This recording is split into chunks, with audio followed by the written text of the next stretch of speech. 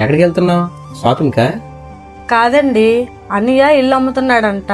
సంతకం పెట్టేసి డబ్బులు తీసుకొని వస్తాను. సరే, ఒక నిమిషం ఆగు, ఇది మాట్లాడాలి. సరే వెళ్ళు, సంతకం పెట్టగానే డబ్బులు తీసుకోవద్దు. అదేంటండి? మీ అమ్మా నాన్న లేకపోతే నేను చదివించింది ఎవరు? అన్నయ్య. నీకు పెళ్లి చేసింది ఎవరు? అన్నయ్యే. మరి అలాంటి కష్టాలు ఉన్నప్పుడు ఆదుకోవాలే గాని వాటాలు అడగడం ఎంతవరకు న్యాయం? వాటా కావాలనుకున్నప్పుడు మీ అమ్మా నాన్న చేసిన అప్పుల్లో కూడా వాటా అడగాలి కదా. కష్టాల్లో ఉన్న మనిషిని ఆదుకోవడం ఒక వరం.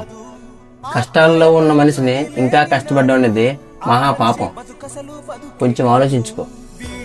సరేనండి, సంతకం మాత్రమే పెట్టొస్తాను, డబ్బు తీసుకోను. వెళ్ళొస్తాను. ఎవరేమి అంటున్నా ఎవరేమి చేస్తున్నా అనుబంధమే